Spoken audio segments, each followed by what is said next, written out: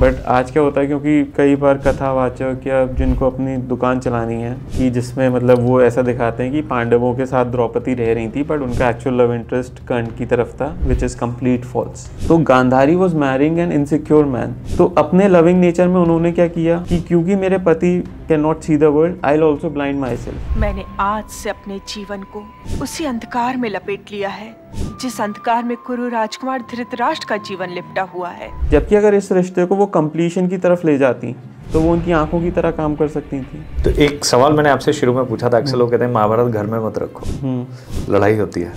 So basically वही कर्ण को हमेशा एक एंटी हीरो के तौर पे प्रस्तुत करते हैं हम। बट जब आप ओरिजिनल महाभारत देखते हो तो आपको कहीं जगह पे उसके इंटेंट भी गलत दिखते हैं। तो कृष्ण भगवान तब उनको कहते हैं कि आज तुझे ये धर्म याद आ रहा है। ये धर्म का ज्ञान तब कहाँ था जब द्रौपदी के साथ चीरहरण हुआ, तब तो तुम ही थे जिन्होंने वैश्या का जो कैरेक्टर प्ले कर रहे थे उनके पैर में लगी हुई थी, इसलिए वो लंगड़ा के चल रहे थे। शकुनी के लंगड़ा के नहीं चलते थे। क्या बात कर रहे हो? हाँ तो डायरेक्टर ने कहा यार इसको ईविल दिखाना, ये अच्छा लग रहा है इस पे ऐसे चलते हुए, तो वो कैरेक्टर का ही पार्ट बना दी। This is interesting.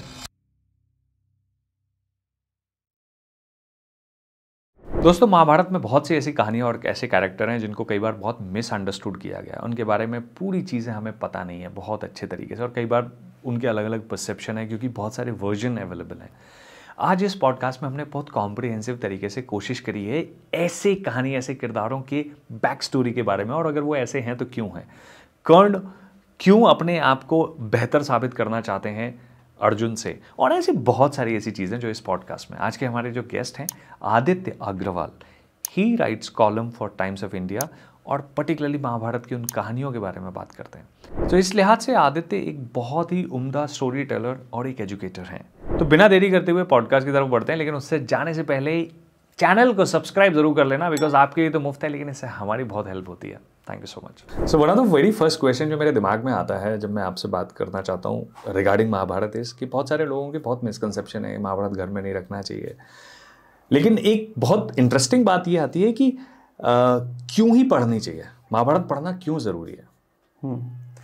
So basically मेरे एक सर थे, तो मतलब वो लाइफ के बारे में बता रहे थे, तो उन्होंने एक पॉइंट रेज किया था कि अगर आप लाइफ को एज अ होल स्टडी करो तो it's a journey from your senses to your conscience. Okay. जब आप पैदा होते हो तो अक्सर हम कहते हैं कि हमारा very first teacher is our mother, but that's not true, it's our senses. Basically जब भी आप छोटे बच्चे को देखते हैं तो वो गलती कर करके सीखता है। जैसे मान लीजिए किसी गर्म चीज़ को टच कर लेगा तो रोएगा, तो वो ये सीख कहाँ से रहा है, उसकी जो इंद्रियाँ हैं, उसकी जो सेंसेस हैं वो उसको ड्राइव करती हैं। एंड जो हमारा अल्टीमेट गोल होता है लाइफ का, it is to be driven by conscience and not senses. तो Mahabharat is a very easy tool to cover that journey. अगर आप ये, या तो आप लाइफ एक्सपीरियंस से सीख सकते हो या फिर आप किसी विजडम से, मतलब किसी ऑलरेडी एग्जिस्टिंग पर्सन से जिसके पास नॉलेज है उससे सीख सकते हो। तो हमेशा स्मार्ट तरीका वो होता है कि आप दूसरों की गलतियां या दूसरों की अच्छाइयों से सीखो रादर देन खुद एक्सपीरियंस करके सीखो। तो ये जो महाभारत है ये आपको एक प्लेटफॉर्म प्रोवाइड करता है ताकि जिससे आप इन चीज़ों के बारे में जल्दी सीख सकते हैं, जिनसे आप सेंसेस ड्रिवन से कॉन्शियस ड्रिवन की तरफ जा सकते हैं। थोड़ा सा तो आप ये सेंसेस टू कॉन्शियस ड्रिवन, ये इसको थोड़ा एक्सप्लेन करिए, और कैसे महाभारत ही क्यों? महाभारत इसलिए, जैसे हम देखते हैं कि हम बहुत ही कॉलोनियल माइंडसेट में रहे हैं, बिकॉज हमारा एक पास्ट रहा है जहाँ पे हमने एक सॉर्ट ऑफ ऑपरेशन झेला है, और बहुत लंबा ऑपरेशन झेला है। तो आज भी वो हमारी कहीं ना कहीं साइको में है। अब जब हम वेस्टर्न सिविलाइजेशन की बात करते हैं तो उसका वर्ल्ड व्यू बहुत ही बाइनरी फॉर्म में ऑपरेट करता है, ईदर एवरीथिंग इज़ गुड और एवरीथिंग इज़ बैड। तो प्योर गुड एंड ईविल का जो कॉन्सेप्ट आता है वो बेसिकली हमारा वेस्टर्न थॉट से आता है। बट क्या रियल लाइफ में ऐसा होता है? कई बार ऐसा होता है कि आप कोई सिचुएशन में 2-3 चॉइसेस होती हैं ना, आप उसमें से बेस्ट चॉइस लेते हैं या फिर लेसर ईविल को चूज करते हैं। या तो दोनों ऑप्शंस ही अच्छे नहीं होते बट आप लेसर ईविल की तरफ जाते हैं, Correct. या दोनों ऑप्शंस अच्छे होते हैं बट आप बेटर की तरफ जाते हैं। Correct. तो ये जो अंडरस्टैंडिंग है हमारे टेक्स्ट में दी गई है। तो आप जब महाभारत पढ़ते हैं, आप उसके एक एक कैरेक्टर को जब स्टडी करते हैं तो आपको वो चॉइसेस पता लगती हैं कि कैसे एक इंसान के पास 2 चॉइस थी, दोनों अच्छी थी, बट बेटर चॉइस कौन सी है वो उनकी तरफ जाने की कोशिश करते हैं। कई बार वो डिसीजन नहीं ले पाते, और जिसकी वजह से इन दी एंड महाभारत वॉर की तरफ सिचुएशन आती है। तो जो आप बोल रहे हो कि अक्सर हम जो सही और गलत और गुड और इविल की जो पशोपेश में फंसे हैं, आज भी हम ये ऐसा सोच रहे हैं। जैसे महाभारत आपको बताता है कि गुड और बैड वाली कोई बात ही नहीं है। इट इज़ लाइक कि आपके लिए बेस्ट ऑप्शन क्या है और लेसर बेस्ट या फिर सेकंड बेस्ट ऑप्शन क्या है। So it's not about black and white, एक ग्रे एरिया भी है जो डोमिनेंट रहता है और जिसमें ही ज़्यादातर ह्यूमन इमोशंस ऑपरेट करते हैं। तो उस ग्रे एरिया को कैसे हमें एक्सप्लोर करना है, उससे कैसे नेविगेट करना है, तो महाभारत हमें उसके लिए गाइड करता है। सो एक जो चीज़ है, जैसे जब हम लोग बात भी कर रहे थे इस पॉडकास्ट के बारे में, तो एक डायलॉग बहुत ज़्यादा एक परसेप्शन है कि अगर कुछ बहुत वैल्यू है महाभारत में तो भगवत गीता है। वो जो डायलॉग है कृष्ण और अर्जुन के बीच में, बट ऐसे कई सारे डायलॉग हैं with other warriors also from the other side. हमने इस साइड की तो बात कर ली, फ्रॉम द अदर साइड। तो वो जो एक मैसेज है वो तो कंपाइल्ड फॉर्म में आपको मिलता ही है, और वो डेफिनेटली लाइफ में बहुत बड़ा इम्पॉर्टेंस रख सकता है अगर आप उसे समझें, पढ़ें, गीता भगवत गीता को अपने लाइफ में उतारें तो। बट मैं बात करना चाहूँगा कि जो और वॉरियर्स हैं उनके साथ जिस किस्म के डायलॉग हैं और उनसे हमें क्या मैसेज मिलता है। तो पहले तो मैं आपका ये क्वेश्चन का आंसर दूंगा कि हम भगवत गीता पे क्यों बात करते हैं। तो अगेन इसमें वेस्टर्न वर्ल्ड व्यू का एक डोमिनेंट रोल रहा है। जब हम वेस्टर्न सिविलाइजेशन के रिलीजन्स के बारे में बात करते हैं, चाहे वो ज्यूज़ का हो या फिर वो इस्लामिक हो या फिर वो क्रिश्चियनिटी से रिलेटेड हो, तो ये जो रिलीजन्स हैं ये जनरली एक बुक से गवर्नड है। तो हम क्या करते हैं, बराबरी करने की वजह से हम अपने आप को भी एक बुक पे रिस्ट्रिक्ट कर देते हैं और हम भगवत गीता पे ही ज़्यादा फोकस करते हैं। जबकि आप महाभारत एज अ होल पढ़ो तो आपको हर एक कैरेक्टर, उसके डिलेमास जिसको हम धर्म संकट कहते हैं, वो देखने में मिलते हैं। जैसे एक एग्जाम्पल मैं आपसे लेता हूँ, हम गांधारी की बात करते हैं। अब गांधारी कौन थी? कौरवों की माँ, जो धृतराष्ट्र की वाइफ थी। अब हम जब धृतराष्ट्र को देखते हैं तो he is a blind king, जिसको इनिशियली किंगशिप के लिए चूज़ नहीं किया गया, उसकी जगह उसके छोटे भाई पांडु को चूज़ किया गया।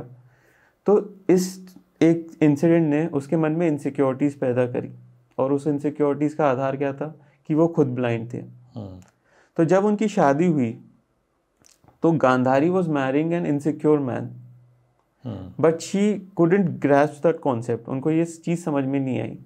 तो अपने लविंग नेचर में उन्होंने क्या किया, आउट ऑफ रिस्पेक्ट, कि क्योंकि मेरे पति can not see the world, I will also blindfold my self.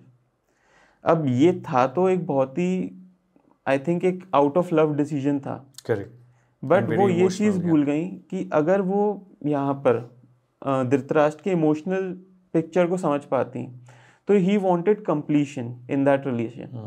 But उन्होंने क्या किया, उन्होंने इवननेस देखा, उन्होंने कंपेरेबल बना दिया उस रिलेशन को। तो यहाँ पे क्या हो रहा है कि क्योंकि मेरा हस्बैंड ब्लाइंड है so I will also not see the world.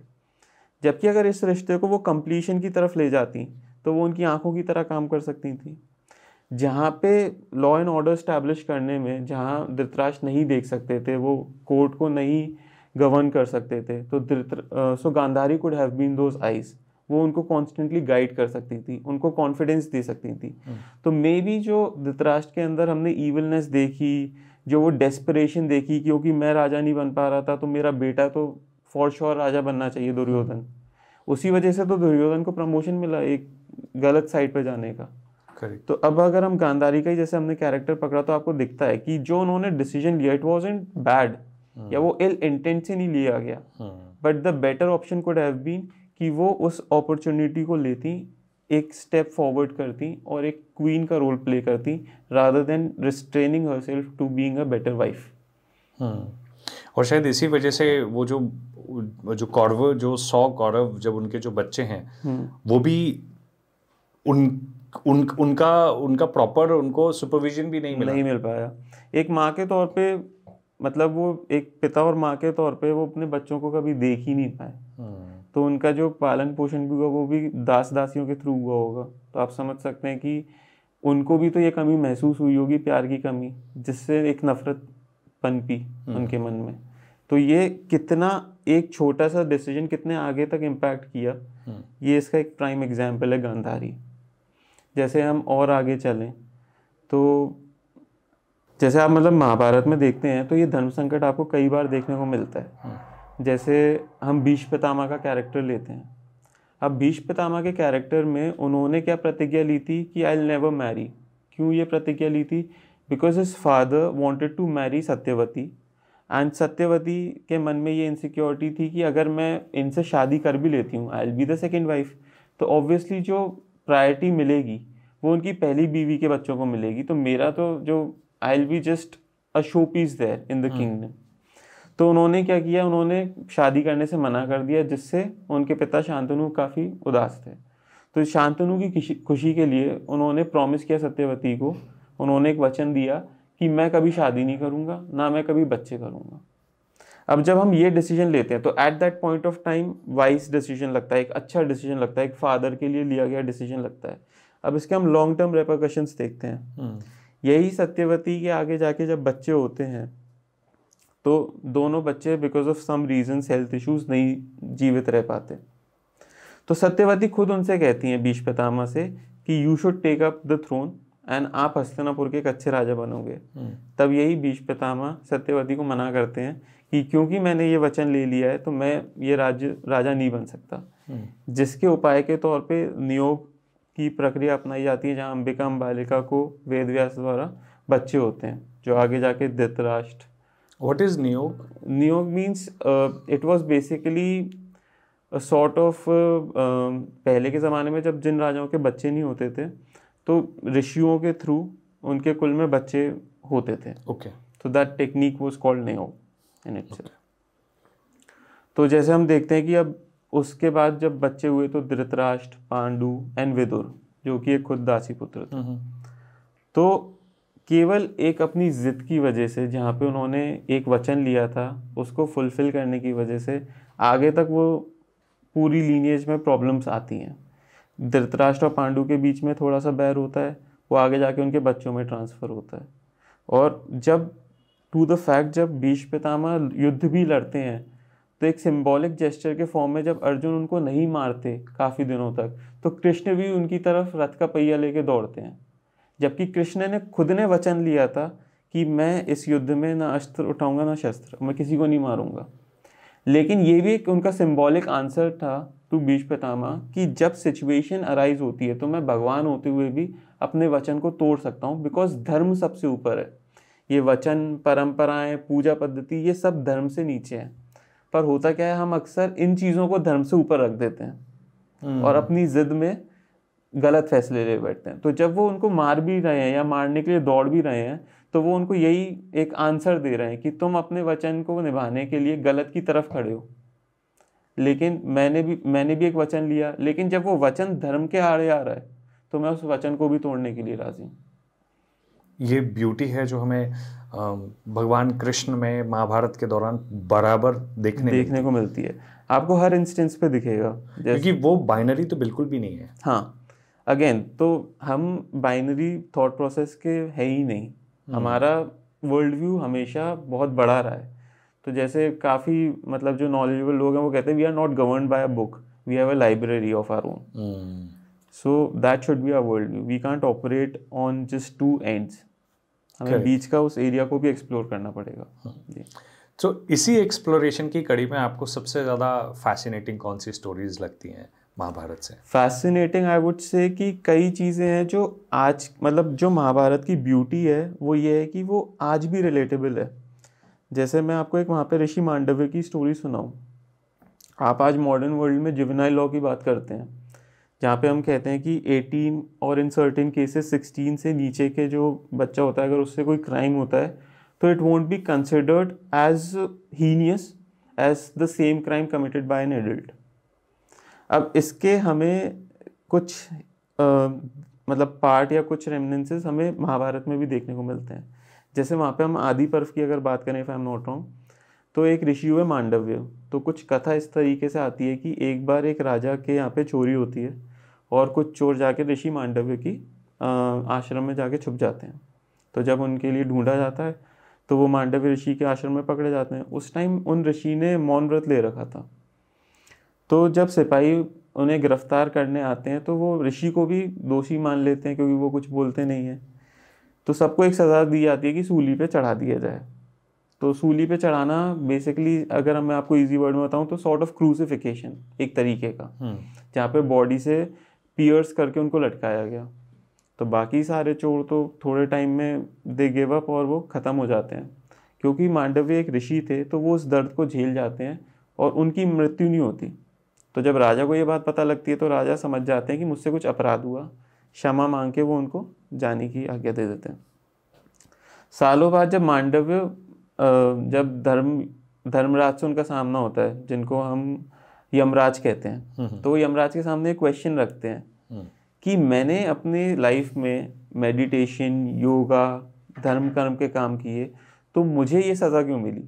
तो वो कहते हैं ये आपके कर्म का परिणाम है पिछले जन्मों के। तो कहते हैं कैसे, तो उनको एक पिछले जन्म की एक कथा सुनाते हैं, जहाँ पे बच्चा रहते हुए उन्होंने एक बार एक मधुमक्खी या किसी मक्खी के शरीर में एक कांटा चुबा दिया था, जिसके चक्कर में वो बहुत दर्द में रह के मरी थी।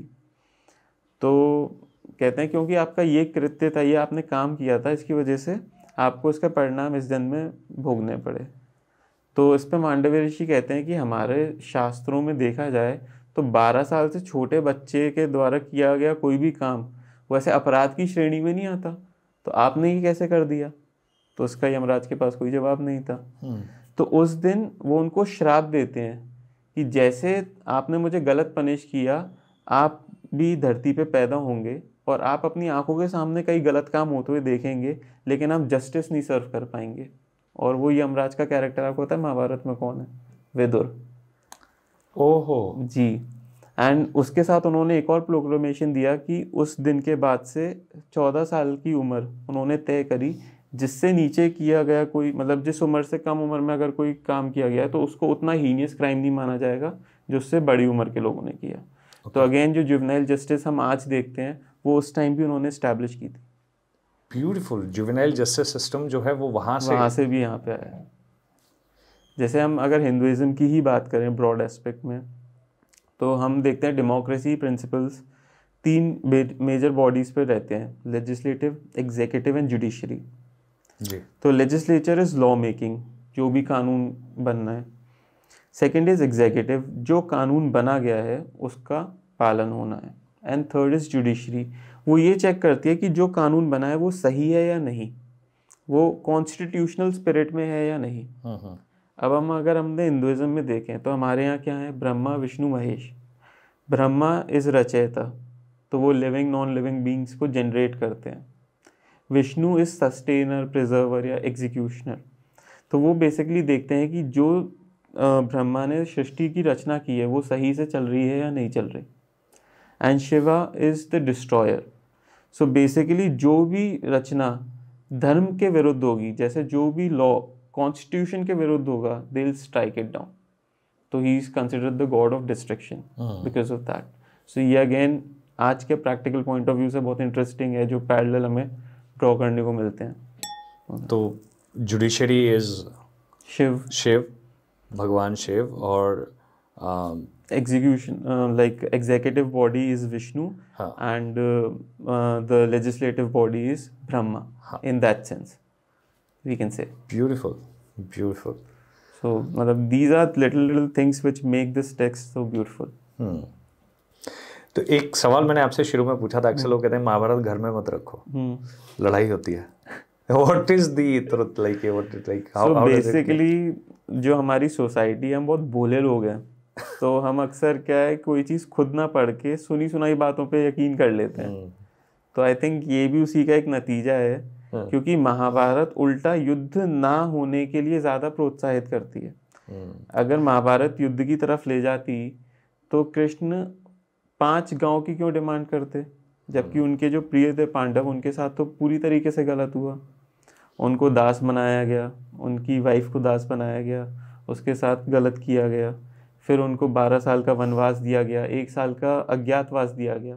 जब ये पूरा उन्होंने झेला और वो वापस आए अपना राइटफुल किंगडम मांगने, उसके बाद भी दुर्योधन ने एक सुई के नोक के बराबर ज़मीन देने से मना कर दिया। लेकिन इसके बाद भी वो कृष्ण लगातार ये प्रयास करते हैं कि किसी तरीके से युद्ध ना हो। अब ये तो दुर्योधन के मतलब वही है ना कि जब नाश मनुष्य पे चाहता है तो पहले विवेक मर जाता है। तो दुर्योधन को आखिर में अपना विनाश कराना था, तो ये चीज़ उस एंड तक गई। बट ये थॉट प्रोसेस रखना कि महाभारत रखने से युद्ध होता है, ये बिल्कुल गलत है। महाभारत में आपको कई इंस्टेंसेस दिखेंगे जहाँ आउट ऑफ द वे जाके कोशिश की गई है दोनों साइड से कि शांति स्थापित हो। जैसे ऐसे कौन से?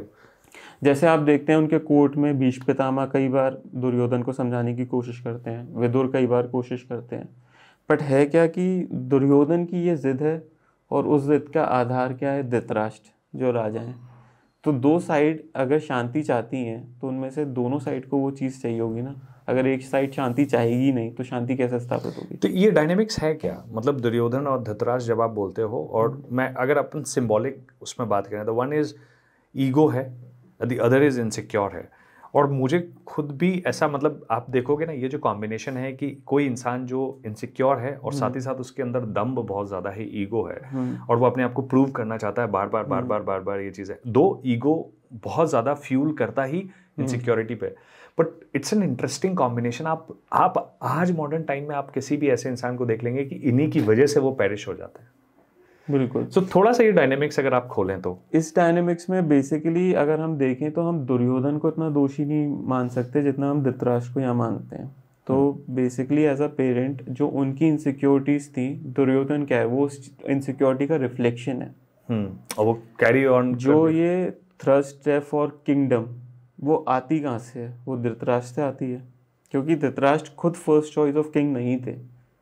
तो यही रिफ्लेक्ट होती है दुर्योधन में कि कहीं युधिष्ठिर किंग ना बन जाए। तो वो उसको पाने के लिए खुद को काबिल नहीं बना रहा, वो अपने एनिमीज को जिनको वो मानता है उनको एलिमिनेट करने में लगता है। जैसे इसी से रिलेटेड मैं एक आपको एग्जांपल और दूं।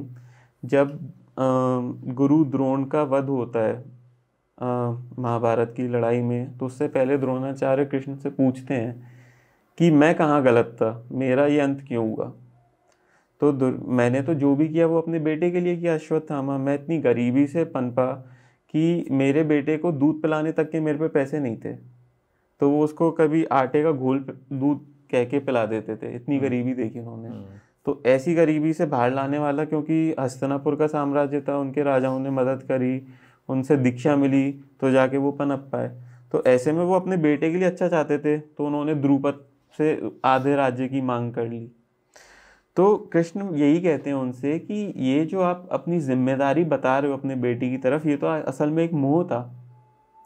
अगर आप अपने बेटे से प्यार करते मोह की जगह, तो आप उसको काबिल बनाते, आप उसको संस्कार देते। जो आधा राज्य आपने लाके अश्वत्थामा के चरणों में रख दिया, अगर आप योग्य हो बनाते अपने बच्चे को, तो वो राज्य आपको पांडवों ने लाके दिया। असल में द्रुपद से जो राज्य आधा मिला भी, वो पांडवों ने जीत के दिया था, गुरु दक्षिणा के तौर पे यही मांगा था। तो अगर आप अपने बेटे को काबिल बनाते तो वो खुद भी ये जीत सकता था, आपको अपने शिष्यों की भी जरूरत नहीं थी। पर आपने हमेशा कोशिश करी कि मैं एक पिता के तौर पर सब अपने बेटे को लाके दूं, और यही आपके विनाश का कारण बना। जैसे हम अर्जुन और कर्ण में भी देखें, तो कर्ण हमेशा एक ही गोल से चलता है कि मुझे अर्जुन को हराना है।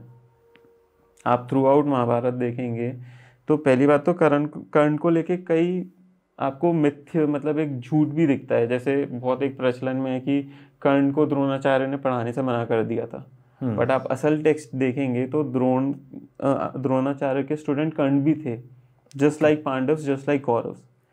बट वो उस आश्रम में रह के ये समझ गए थे कि मैं अर्जुन को नहीं हरा सकता, क्योंकि अर्जुन इतने ज़्यादा फोकस थे और इतने अच्छे थे आर्चरी में कि कर्ण उनके कंपटीशन में कहीं अपने आप को नहीं देख रहे थे।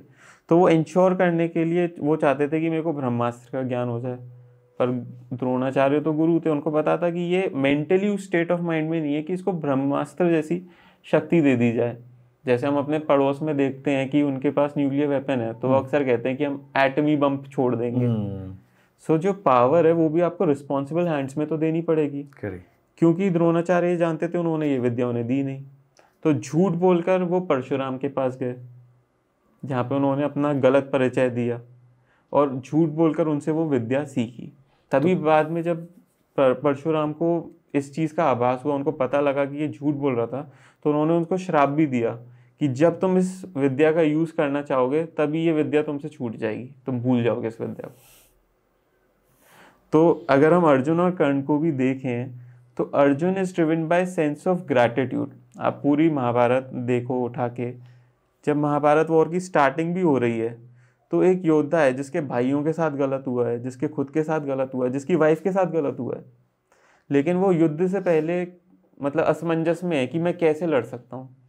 वो कृष्ण से कहते हैं कि मैं अपनों को कैसे मार दूं, इनकी तो गोदी में मैं खेल रहा हूँ, ये मेरे भाई हैं, इनके साथ मैं बचपन में खेला हूँ, मैं इनसे कैसे लड़ूं। तो कृष्ण उसके जवाब में पूरी गीता का ज्ञान देते हैं।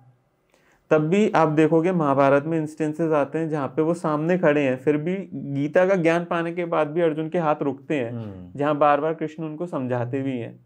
दूसरी साइड हम कर्ण को देखें तो जहाँ अर्जुन सेंस ऑफ ग्रैटिट्यूड में रहे हैं, हमेशा अच्छी चीज़ें याद रखते हैं, कर्ण हमेशा बुरी चीज़ें याद रखते हैं। He is driven by sense of victimhood. This is interesting.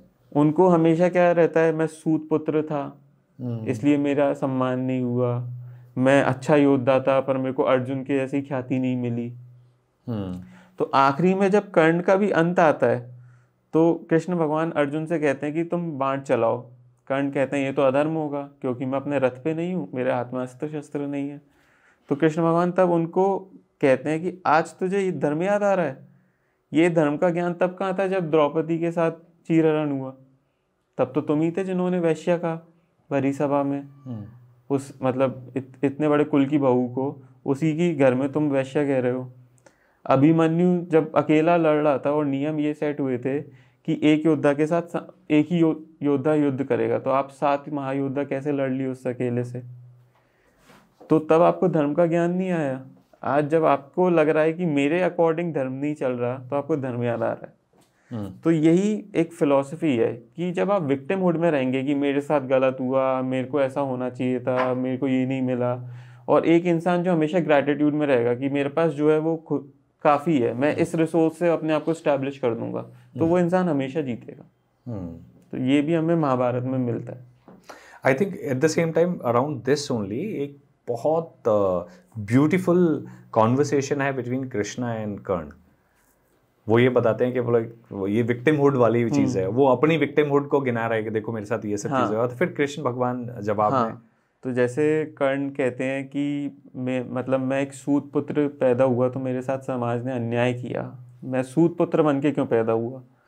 तो कहते हैं आप तो सूत पुत्र बन के पैदा हुए, मैं तो जेल में पैदा हुआ। ठीक है, तो वो कहते हैं कि मेरे पांडव जैसे महारथी भाई थे पर मुझे इस चीज़ का पता ही नहीं था, मैं बचपन में अकेला रहा।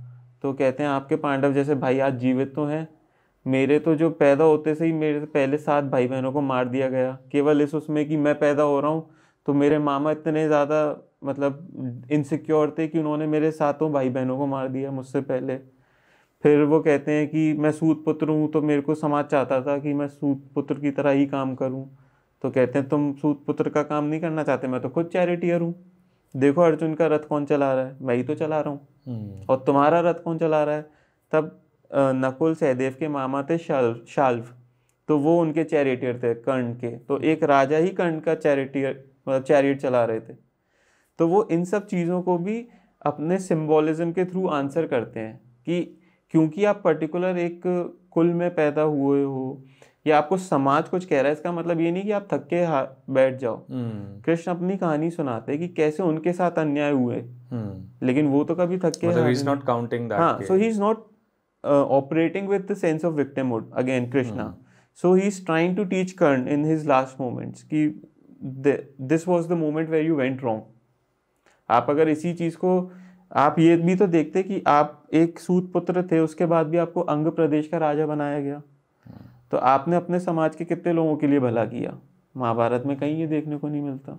एक वैलिड क्वेश्चन बनता है, ठीक है, आप यहाँ पे मतलब सेनापति बनकर आए, उससे पहले सेनापति कौन थे, भीष्म पितामह, द्रोणाचार्य। तो you are in likes of those people and आप यहाँ पे आके रो रहे हैं कि मेरे साथ अन्याय हुआ। आप इस चीज़ के लिए थैंकफुल कहाँ पर हैं कि आपको उस लीग में समझा गया। विदुर हैं, विदुर भी दासपुत्र थे, पर उन्होंने कभी इस चीज़ का मेंशन नहीं किया। अगेन जैसे कीचक थे, तो जब ये पांडव अपने 13वें वर्ष में जब ये छुपके रहते हैं, इनकॉग्निटो मोड में छुपते हैं, तो वहाँ पे जिस ये प्रदेश में रहते हैं उसके जो चीफ कमांडर चीफ थे Kichak, he was also a Sutaputra, तब भी उनको कमांडर चीफ बनाया गया। सो इट वॉजंट लाइक कि सूतपुत्र होना कोई अपराध था या उनके साथ इतना वो था, it was his victimhood mentality which came in again and again. तो ये जो मतलब कई बार एक जो बहस है ना वो कास्ट को लेके भी, तो अपॉर्चुनिटीज तब भी सिस्टम में ऐसी थी कि जरूरी नहीं आप कहाँ से आते हो, लेकिन आप ग्रो कर सकते हो अपनी लाइफ में। उस टाइम पे तो कास्ट था भी नहीं, वर्ण व्यवस्था थी। एंड इससे मतलब क्लियर इंडिकेशन क्या मिलता है कि खुद कृष्ण भगवान ही जब अर्जुन को गीता का ज्ञान देते हैं तो वो स्पेसिफाई करते हैं कि गुण और कर्म के हिसाब से ही वर्णों का सिलेक्शन हुआ है। तो मॉडर्न डे में जैसे हम माने तो जैसे ब्राह्मण, क्षत्रिय, वैश्य और शूद्र, तो it wasn't like any caste then. जैसे आप आज की तारीख में देखो तो जो भी आपके इंटेलेक्चुअल्स हैं ऑफ द सोसाइटी, प्रोफेसर्स हैं, टीचर्स हैं, या फिर आई से जर्नलिस्ट हैं या एकेडमिशियंस हैं, तो these are all Brahmins in today's world. जो आपके वॉर फोर्सेस हैं, आर्मी हैं, दीज आर क्षत्रियास। जो आपके बिजनेसमैन हैं, सर्विस क्लास है, these are all Vaishyas. And Shudras आपके कौन हुए, जो मतलब सर्विस में है, बेसिकली सर्विस बैकग्राउंड में। तो business group is Vysya and service group is आपका शूद्रस। तो इट इज़ नॉट, मतलब ये व्यवस्था तब भी ऐसी ही थी, बट क्योंकि हमारा धर्म इतना पुराना है कि ओवर द टाइम ये पल्यूट होकर आज अलग फॉर्म में आ गया। करेक्ट। जो एक टर्म है सूतपुत्र, क्या है ये मतलब? सो बेसिकली उस समय भी जैसे हमने देखी है वर्ण व्यवस्था थी, तो था क्या कि जैसे मान लीजिए आपके ब्राह्मण फादर हैं, क्षत्रिय मदर हैं, तो बेसिकली पहली बात तो इंटर वर्ण मैरिजेस वर अलाउड। जैसे कि इसका आप एग्जांपल देते हैं, जब द्रौपदी की शादी होती है तो पांडव ब्राह्मण के डिस्गाइज में जाते हैं। तो वो एक्चुअल में अर्जुन अपने आप को रिवील थोड़ा ना करते हैं वहाँ पे, वो ब्राह्मण के तौर पे जाते हैं। एंड क्योंकि वो जो टास्क था उस स्वयंवर का उसको पूरा कर लेते हैं, तो इसलिए द्रौपदी की उनसे शादी कराई जाती है इररिस्पेक्टिव ऑफ द फैक्ट कि वो ब्राह्मण के तौर पे वहाँ थे। तो पहली बात तो हमें ये समझने की ज़रूरत है कि तब भी जो ये इंटरसेक्शनल या इंटरवर्ण मैरिजेस वो अलाउड, क्योंकि तब कास्ट का कॉन्सेप्ट तो था ही नहीं। तो होता क्या था, जैसे मान लीजिए आपके ब्राह्मण फादर हैं एंड क्षत्रिय मदर हैं, तो उनसे हुआ बच्चों को एक पर्टिकुलर आइडेंटिटी दी जाती थी, या for that matter Brahmin mother and Kshatriya father, या फिर Vaishya mother and Brahmin father. तो इट वॉज अ कैटेगराइजेशन। मतलब it was not limited to कि you have to be a charioteer to be called Suta. मतलब ये एक आइडेंटिफिकेशन था कि आपके लीनिएज को हम पता कर सकें कि आपके फादर कौन है, आपके मदर कौन है। तो उनको एक आइडेंटिफिकेशन दिया गया था, जैसे हम अपने आप को ऐसे मैन या वुमेन ऐसे आइडेंटिफाई करते हैं। तो it was just that. From entire Mahabharata, जहाँ पे हम देखते हैं कि बहुत सारे कैरेक्टर्स हैं, पर इसमें कौन सा ऐसा कैरेक्टर जो आपको लगता है कि यार इनके बारे में बहुत कम बात हुआ है? I think one of the most prominent characters जिनको स्टडी करना चाहिए एंड जिनके for your information APJ Abdul Kalam से भी ये क्वेश्चन पूछा गया था, तो वो उनके भी फेवरेट कैरेक्टर थे। It is Vidur. ओके। हाँ, तो विदुर का मैं आपको पहले रेफरेंस दे दूँ कि who was he. So basically जब धृतराष्ट्र और पांडु की हम बात करते हैं तो they also had one more brother which was Vidur. तो एज पर स्टोरी जब वेद व्यास आते हैं अंबिका और अंबालिका के पास, तो क्योंकि अंबिका इतनी ज़्यादा डर जाती हैं तो वो अपनी आंखें बंद कर लेती हैं। ऐसा बोलते हैं कि उनका रूप बहुत ही हाँ, क्योंकि ही वॉज एन असेटिक। तो बेसिकली जब वो नियोग के लिए उनको बुलाया गया था तो उससे पहले उन्होंने अपनी माता सत्यवती से कहा था कि आप मुझे 1 साल का समय दो, क्योंकि I have been in big penance for a long time. So मेरा भी स्वरूप ऐसा नहीं है कि मैं आम जन के साथ सामने जा सकूं।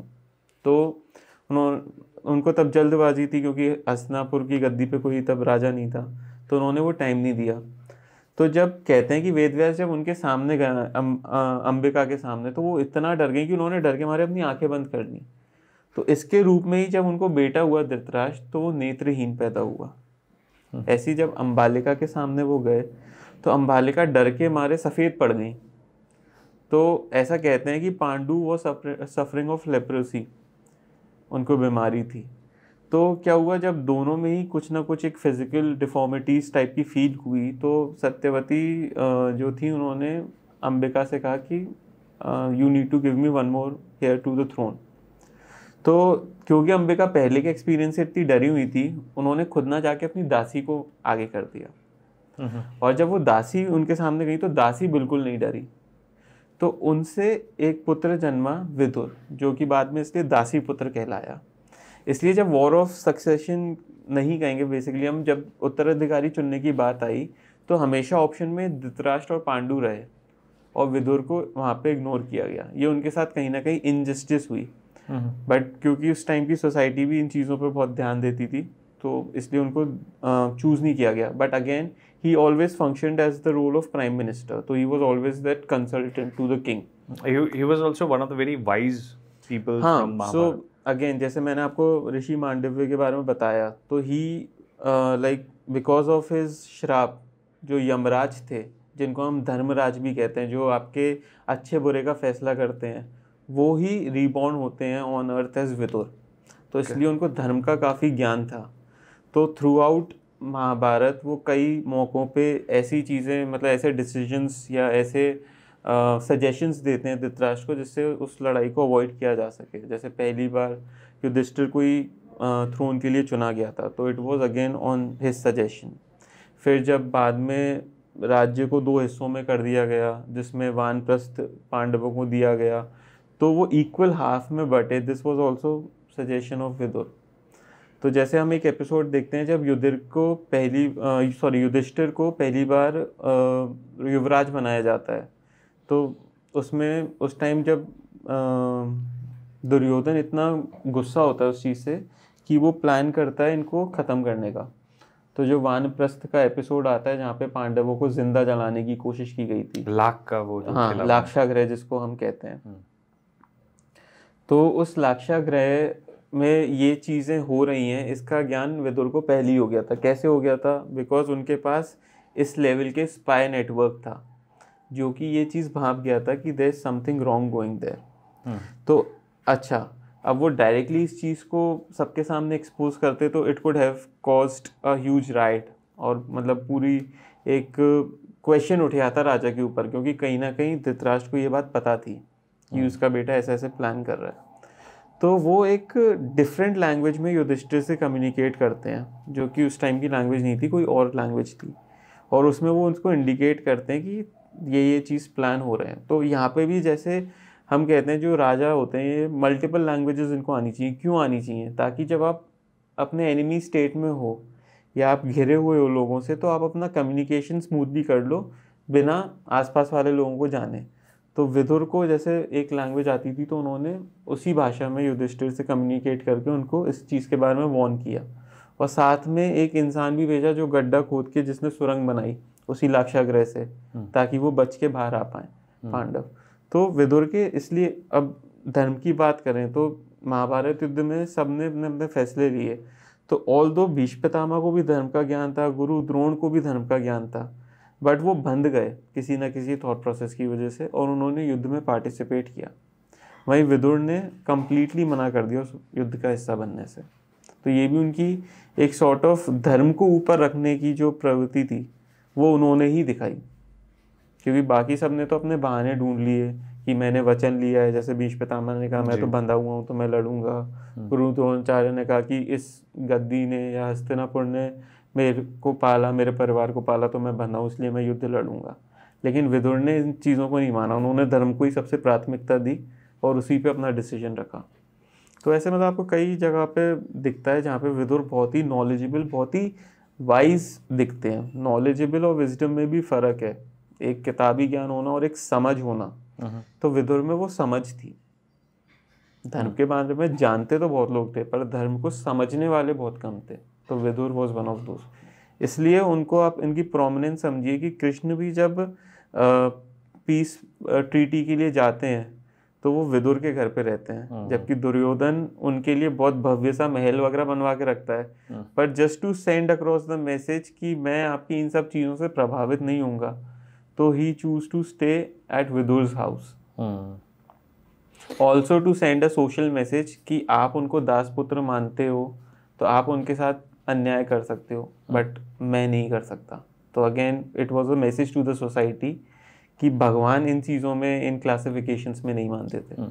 कुछ हम एक इंसिडेंट देखते हैं जो मुझे लगता है कि मैंने शायद टीवी पे देखा है, जहाँ पे दुर्योधन ये प्लान करता है भगवान कृष्ण को ट्रैप करने का during the peace treaty. What was it? So basically जब कृष्ण संधि के लिए जाते हैं तो पहली बात तो हमें ये समझना पड़ेगा कि Draupadi was not at all happy with the decision, because she wanted the war. हाँ, she wanted justice to be served. She didn't want war, but she or rather the revenge. Not revenge, justice. I don't think कि we should call it revenge because वो जो मांग रही थी वो न्याय ही मांग रही थी। उनका तो कोई लेना देना नहीं था। जो भी पैलेस पॉलिटिक्स थी, it was between Pandavas and Kauravas. So just because she was wife of Pandavas, she didn't deserve the kind of cruelty she faced. So all she was wanting was justice. So when Krishna was leaving, so actual Mahabharata में वो उनको अपने केश दिखाती हैं, वो प्रतिज्ञा याद दिलाने के लिए कि मेरे केश खुले हुए हैं, तो मेरे पति तो मतलब अब पीस की बातें कर रहे हैं, बहुत बड़े धर्म के हो गए हैं, लेकिन आप याद रखना कि मेरे साथ गलत हुआ था। तो कृष्ण कहते हैं आप चिंता मत करो, आपके साथ जो गलत हुआ था उसका मतलब उस सब का एक आपको जस्टिस मिलेगी। तो ये क्वेश्चन उनके माइंड में रहता है कि जस्टिस कैसे मिलेगी। ये कृष्ण इसलिए कह पाए क्योंकि वो दुर्योधन का नेचर जानते थे। तो वो जानते थे कि मैं इसके सामने कैसा भी पीस प्रपोजल रखूं, वो इतना ज़िद्दी है एंड इतना ईगो ड्रिवन है कि वो उस प्रपोजल को रिजेक्ट करेगा। तो युद्ध तो होना था किसी भी हाल में, और वही हुआ। कुल मिला के पूरा इंद्रप्रस्थ जो पांडवों ने एक्चुअल में अपनी मेहनत से बनाया था, क्योंकि वो तो वानप्रस्थ था, इट वाज अ फॉरेस्ट, लेकिन वो उन्होंने अपनी मेहनत से एक सिविलाइजेशन में डेवलप किया। लेकिन उस पर भी गलत नीयत दुर्योधन की आ गई। अगेन हम जो कैरेक्टर ट्रेट्स की बात कर रहे हैं, दुर्योधन को क्या मिला था? हस्तिनापुर की गद्दी। और युधिष्ठिर को क्या मिला था? वानप्रस्थ, एक जंगल, बेकार ज़मीन। लेकिन यही विजन का डिफरेंस था कि वो तो हस्तिनापुर एज इट इज़ रहा, इन्होंने वानप्रस्थ को इंद्रप्रस्थ बना दिया, जिसको दूर दूर से लोग देखने आते थे, अ पैलेस ऑफ इल्यूजन्स।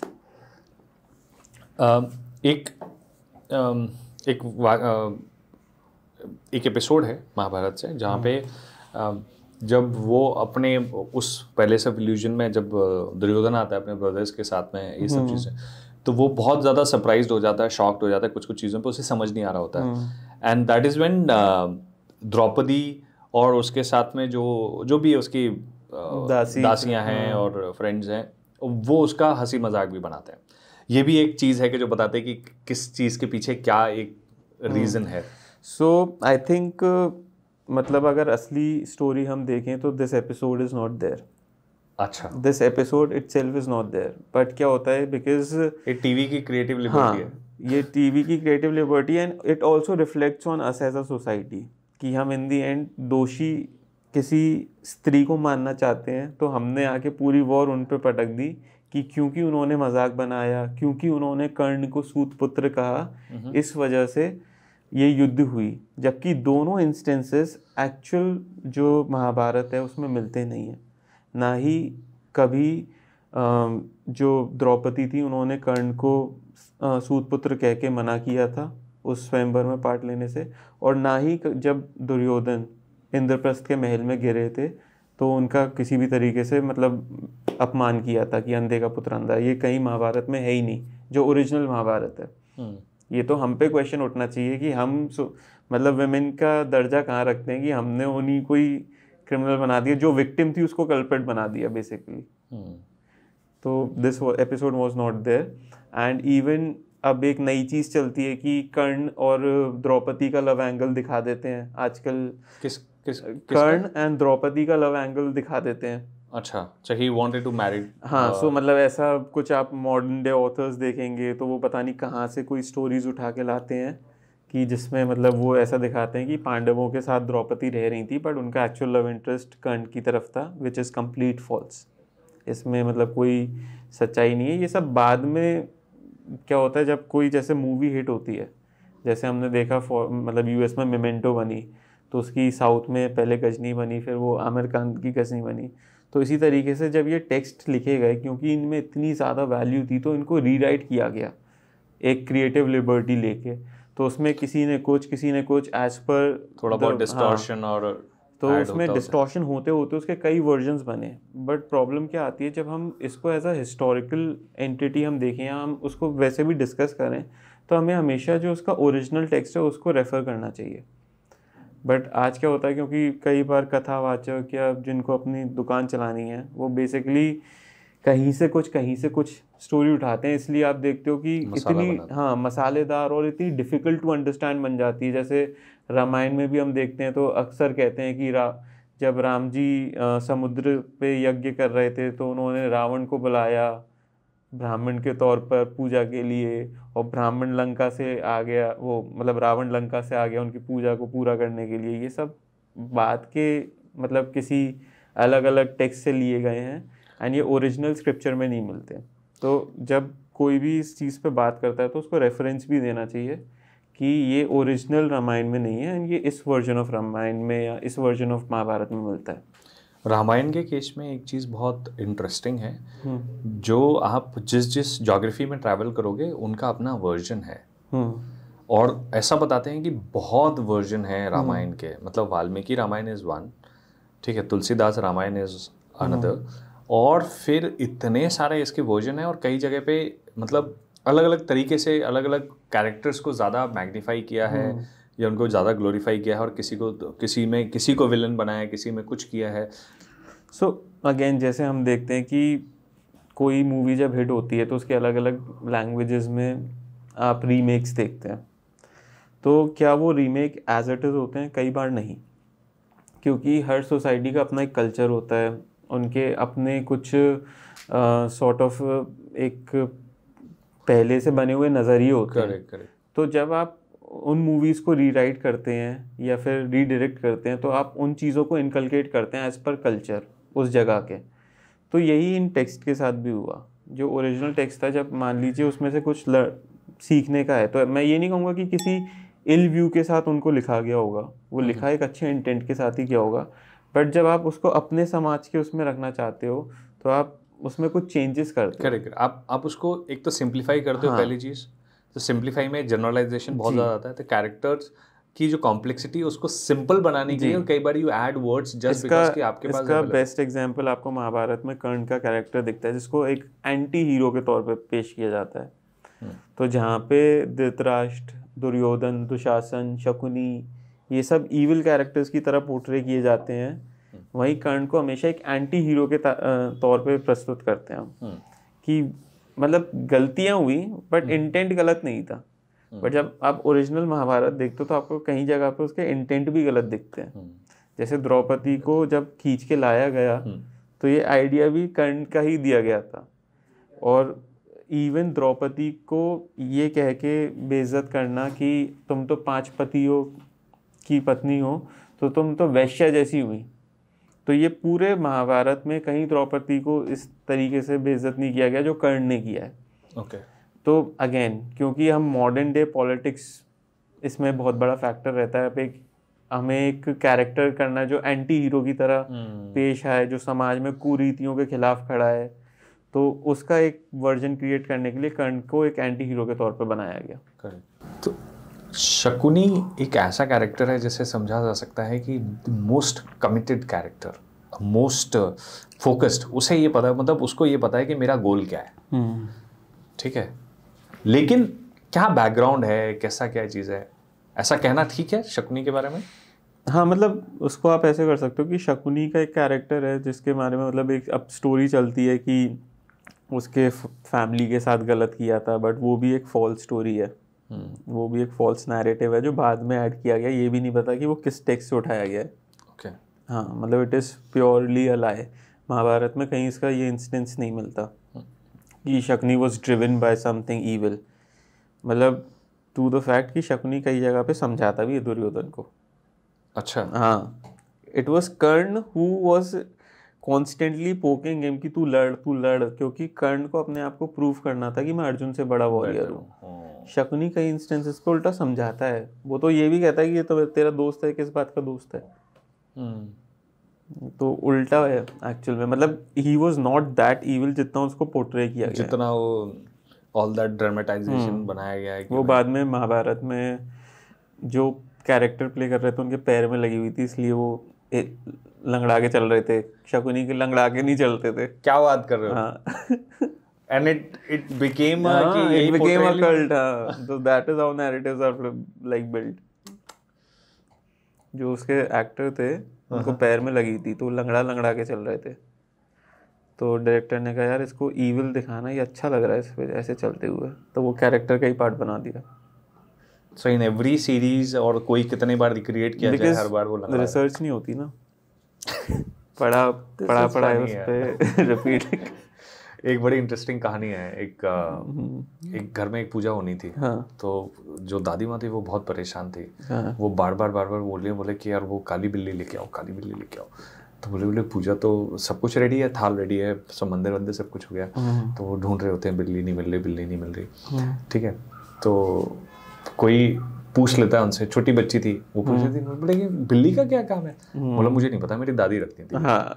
ठीक है, बगल में बिठा के रखती थी और तब जाके जो है ना वो बांध के रखती थी और तभी ये पूजा संपन्न होती थी। हाँ।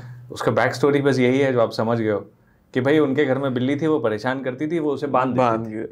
सब ने ये समझ लिया कि साहब बिना बिल्ली के पूजा होती नहीं। हाँ, तो यही वो बात हुई ना कि महाभारत घर में नहीं रखनी चाहिए, लड़ाई हो जाती है। कभी किसी ने रखी होगी, कभी लड़ाई हो गई होगी। हाँ। तो उन्होंने उसको जनरलाइज कर दिया कि महाभारत रखने से घर में लड़ाई होती है।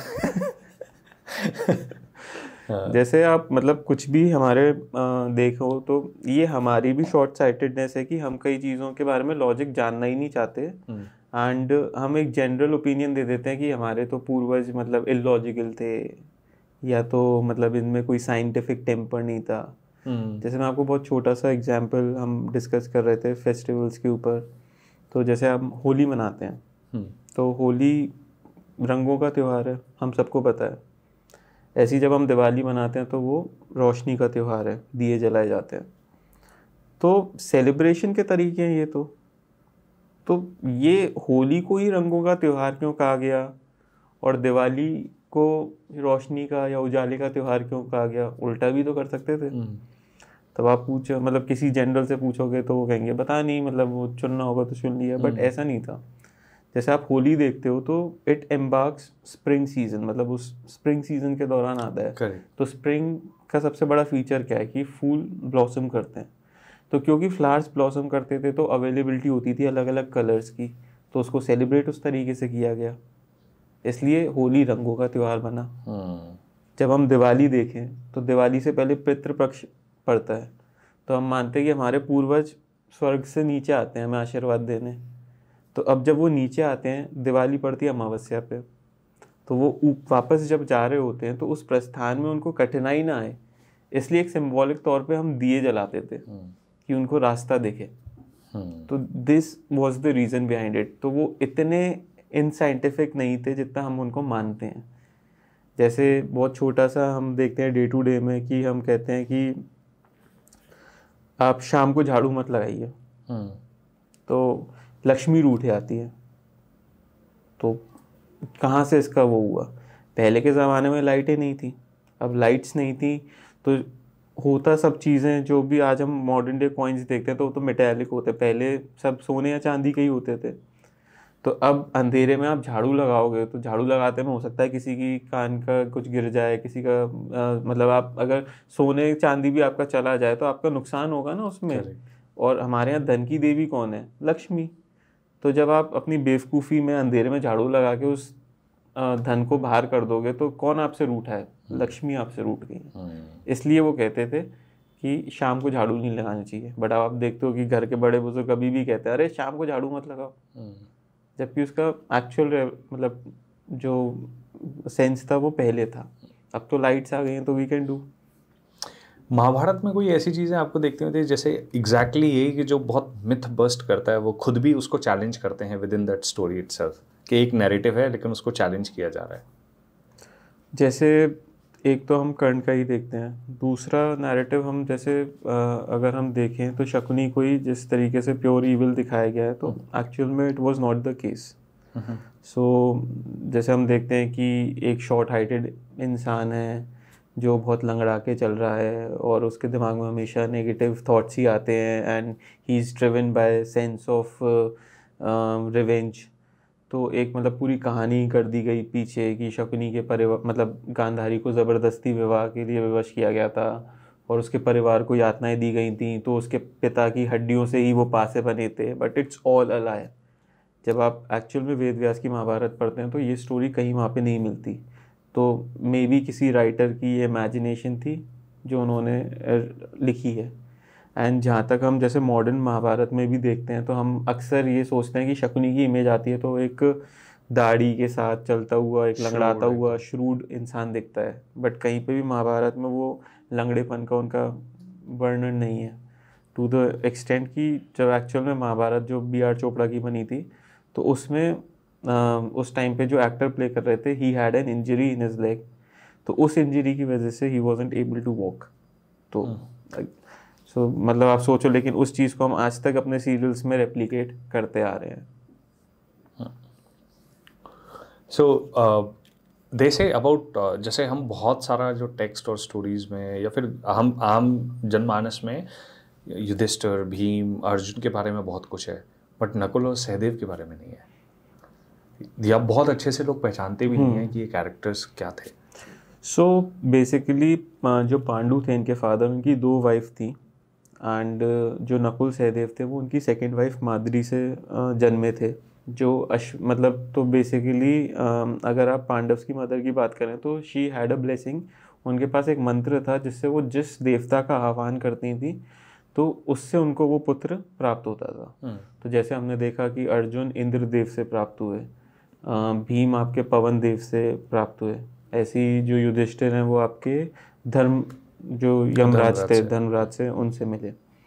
तो यही अब क्या था कि इंटरनल पॉलिटिक्स भी शायद वहाँ उस टाइम पे रही होगी देवताओं के बीच में and even between queens. Okay. तो कुंती क्यों चाहती कि उनकी जो सेकंड वाइफ है उनको वो हो, तो बट पांडु के सजेशन पे उन्होंने अपना वो मंत्र की विद्या जो थी वो माद्री को दी।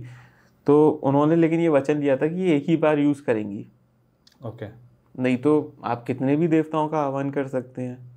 तो अगेन जैसे हम देखते हैं कि गांधारी के 100 पुत्र होते हैं, तो पहले ज़्यादा बच्चे होना it was considered a symbol of strength, क्योंकि जितने सिंबल होंगे मतलब जितने अपने बच्चे होंगे उतनी हम एम्पावर्ड फील करेंगे। तो उन्होंने एक बार का ही उनसे वचन लिया था माद्री से कि आप एक बार यूज़ करेंगी। लेकिन माद्री की आप चतुराई देखो कि उन्होंने उस मंत्र से आह्वान किया अश्विनी कुमारों का, जो कि खुद ही 2 देवता साथ में आते थे। तो उन 2 देवताओं से 2 पुत्र आ गए। तो ऑल दो माद्री उस का यूज़ एक बार कर सकती थी, लेकिन उसको भी उन्होंने ऐसा वाइजली यूज़ किया कि 2 पुत्र प्राप्त हो गए। देखो, तो ये जो नकुल और सहदेव हैं तो इन क्योंकि अश्विनी कुमार हैं तो बेसिकली इनके पास विद्याएं। अश्विनी कुमार क्या होता है? अश्विनी कुमार मतलब Ashwini is also a sort of demigod हमारे टेक्स्ट के हिसाब से। जैसे हमारे में Pavan Dev is god of wind या फिर god of justice is Dharmaraj, तो ऐसी अश्विनी कुमार देवर we can say god of health care, मतलब ये एनिमल्स वगैरह के से रिलेटेड गॉड थे। ओके। तो आप देखते हो कि जैसे नकुल सहदेव में इन लोगों को they could communicate with animals with nature and they were also very well aware of the Ayurveda of that time. Okay. So मतलब टू द एक्सटेंट कि जब कर्ण से कवच मांगा जाता है इंद्रदेव द्वारा महाभारत युद्ध से पहले, तो वो काफ़ी ज़्यादा इंजर्ड हो जाता है जब वो कवच उतार के देते हैं। तो उनका उपचार एक्चुअल में नकुल और सहदेव ही करते हैं। अच्छा। हाँ, कुंती के कहने पे ऐसा कुछ सुना है कि वो जो कवच होता था वो उनकी बॉडी का it was part of it. हाँ, so he was born with it and क्या क्योंकि it was a war which was going at many levels, तो इंद्र एंड सूर्य में भी there was always a competition about who is better. So क्योंकि इंद्रपुत्र अर्जुन थे तो obviously he wanted कि मेरे बेटे को हानि ना हो, तो इसलिए वो इंश्योर करते हैं, क्योंकि कर्ण का कवच ही एक ऐसी चीज़ थी जो रोकती किसी को भी उनका वध करने से। तो इसलिए वो उनसे उस चीज़ की प्राप्ति करते। How did he got convince कि चलो मैं दे देता हूँ, लाइक वो क्या story? So basically I think it was very unwise of him, क्योंकि ही वॉज अ दानदाता, तो basically he believed in charity. तो अब आप किसी भी चीज़ का, अपने किसी भी अच्छे ट्रेड का भी कोई एक्सटेंट तय करेंगे, तो ही हैड रिकग्नाइज्ड कि जो ये ब्राह्मण भिक्षा मुझसे मांग रहे हैं असल में इंद्रदेव हैं। But he was so much in ego by then that he thought कि देवताओं के राजा मुझसे कुछ मांगने आए हैं, तो I will be the bigger one heir. तो वो उतार के दे देते हैं विद अ टॉन्ट कि मैं जानता हूँ कि आप इंद्रदेव हैं, बट फिर भी क्योंकि मैं दान दाता हूँ और मेरा इससे बहुत ख्याति है इस चीज़ से, तो मैं आपको फिर भी ये उतार के दे दूंगा। तो it was unwise of him, but at the same time he also asked for a blessing, जहाँ पे उन्होंने उनसे एक शक्ति अस्त्र मांगा था to kill his own child. मतलब जो इंद्रदेव के बेटे अर्जुन थे, उन्हीं की समाप्ति के लिए उन्होंने उस शक्ति अस्त्र को मांगा था। ओके। बट वो बाद में उनकी किस्मत अच्छी नहीं रही कि घटोत्कच को मारने के लिए उनको वो यूज़ करना पड़ा, और वहाँ पे उनका वो वेपन नलिफाई हो गया, तो बाद में वो अर्जुन पे यूज़ ही नहीं कर पाए। This was again a strategy of Krishna.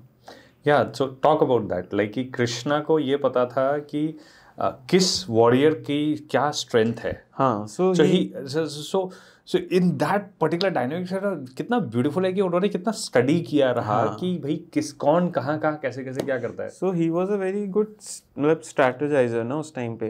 Arjun ने तो उनको एज अ गाइड ही मांगा था, उन्होंने तो अपनी नारायणी सेना भी ऑफर की थी, तो दुर्योधन को बस उनकी स्ट्रेंथ दिखी, बट अर्जुन जानते थे कि ये इतने बड़े स्ट्रैटेजिस्ट हैं कि अगर ये मेरे साथ रहेंगे तो कम सेना के साथ भी मैं जीत सकता हूँ। तो वही उन्होंने अपना रोल प्ले किया वहाँ पे। ही वॉज अवेयर कि एक शक्ति अस्त्र है कर्ण के पास, तो उसको कैसे नलिफाई किया जाए, तो वो सिचुएशन क्रिएट की उन्होंने। घटोत्कच से को लीड दी उस टाइम पे। घटोत्कच ने इतनी तबाही मचाई कि उसके सामने कोई टिक नहीं पा रहा था। तो इन दी एंड डेस्परेशन में दुर्योधन ने ही कर्ण से कहा कि इस बाण को यूज़ करो, और जैसे ही वो बाण यूज़ हुआ तो अर्जुन बिकेम सेफ। तो that was his strategy. Beautiful. ये तो कृष्ण कई जगह पे करते हैं, मतलब throughout Mahabharata he knows कि कहाँ पे, जैसे कर्ण के सामने ये रिवील करना कि ही इज कुंती पुत्र एंड पांडव एक्चुअल में उनके भाई हैं, ये महाभारत से पहले ही तो कर्ण को बताते हैं, या कुंती को भेजना कर्ण के पास ये रिवील कराने। तो it was also a part of strategy. अगर हम मॉडर्न डे में इसकी बात करें, कोई आपका दुश्मन है, वो स्ट्रॉन्ग इमोशनली भी है ना, आप उसको इमोशनल लेवल पे ब्रेक कर दो तो वो अपना बेस्ट दे ही नहीं पाएगा। तो जब उन्होंने ये रिवील करवाया तो उन्होंने इमोशनल ब्रेकडाउन दे दिया कर्ण को। तो कर्ण ने भी आउट ऑफ इमोशन प्रॉमिस दे दिया कुंती को कि by the end of war you will have your 5 sons. तो अगर मरेगा तो या तो अर्जुन मरेगा या मैं मरूंगा। तो बाय द स्मॉल एक्ट उन्होंने कम से कम युधिष्ठिर, भीम, नकुल, सहदेव इनको तो सिक्योर कर लिया। और कर्ण इतने पावरफुल और इतना जबरदस्त वॉरियर कि वो he was totally capable of killing Pandavas. He was a very good warrior, that is a fact, and मतलब he was not equally good as Arjuna. This is also a myth because हम उस anti hero image को करते हैं, but he was a good warrior. मतलब उनको respected warrior माना गया है as per original text. But ये जो नैरेटिव बिल्ड होता है जहाँ पे उनको कंपेरेबल माना जाता है एंड हम क्वेश्चन करते हैं कि what if Krishna was not on Arjuna side, but that is not true.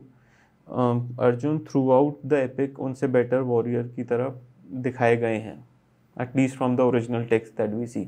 Okay, because ये एक तो क्या स्टोरी में बहुत मज़ेदार है, मतलब we can keep on going. So basically मतलब जैसे मैं महाभारत जो देखता हूँ तो आप इसको अगर रिलीजियस टेक्स्ट की तरह देखेंगे तो आप उससे कुछ सीख नहीं पाएंगे।